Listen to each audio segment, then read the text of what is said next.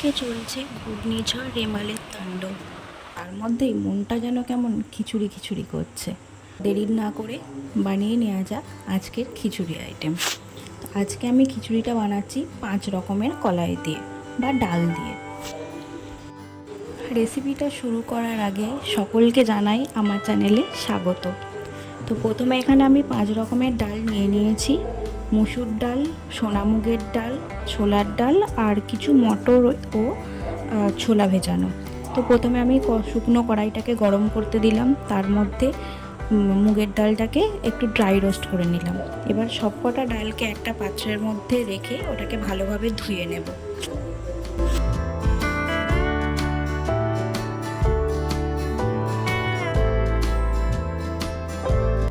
ডালগুলো এদিকে ধোয়া হয়ে গেছে। এবার একটা থালার মধ্যে খিচুড়ির মেন উপকরণগুলোকে রাখছি। তার মধ্যে রয়েছে পেঁয়াজ, আদা, রসুন, আর যেটা না হলে বাঙালির খিচুড়ি অসম্পূর্ণ সেটা হলো আলু। আর হ্যাঁ, এর মধ্যে রেখেছিলাম 2টো টমেটো।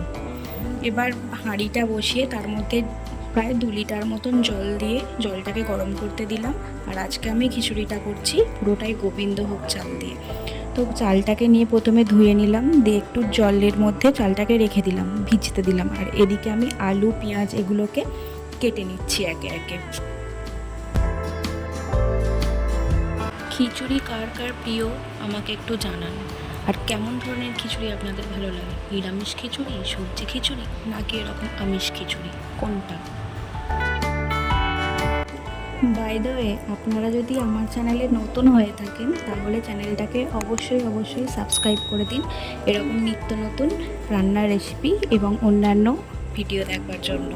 আর হ্যাঁ, যদি ভালো লাগে ভিডিওটা তাহলে অবশ্যই লাইক করবেন,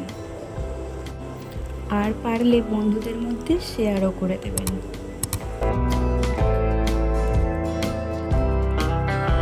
এদিকে সবজিগুলো কাটতে কাটতে ওইদিকে আমার হাঁড়িতে বসানো জলটা গরম হয়ে গেছে। এবার এর মধ্যে আমি চালগুলোকে দিয়ে দেব ফুটবার জন্য।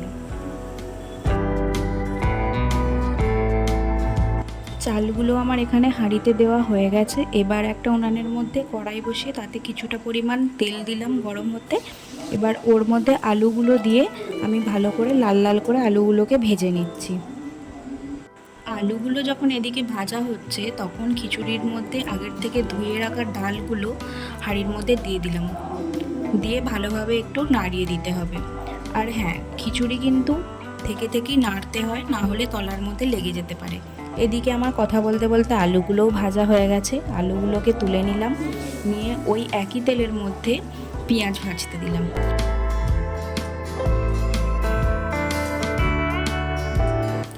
পেঁয়াজটা এদিকে ভাজা হচ্ছে, আর এদিকে আমি খিচুড়িটার মধ্যে নুন, হলুদ এগুলো অল্প পরিমাণ করে দিয়ে দিচ্ছি।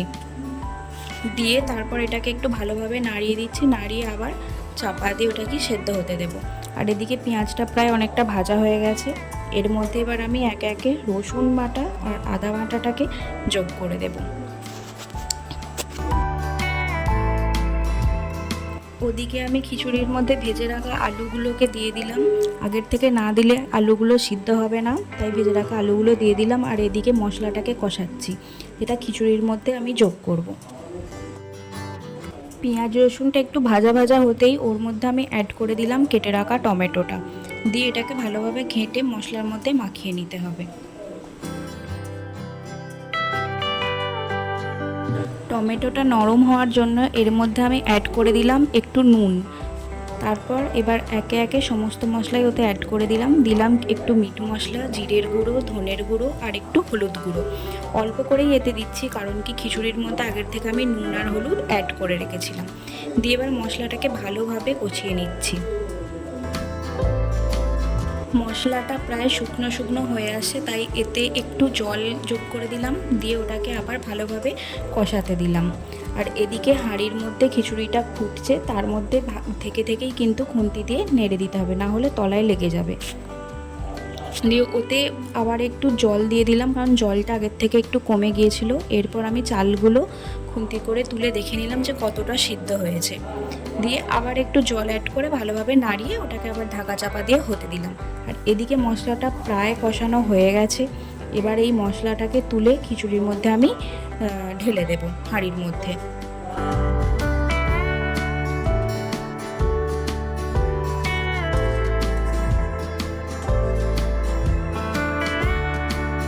এদিকে চাল ও ডাল প্রায় সিদ্ধ হয়ে গেছে, আর মশলাটাও আমি ঢেলে দিয়েছি, দিয়ে ভালোভাবে এর সাথে মিশিয়ে দিচ্ছি।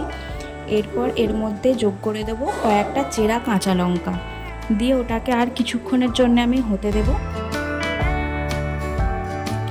তারপর এর মধ্যে যোগ করে দেবো অল্প পরিমাণে মিষ্টি অর্থাৎ চিনি।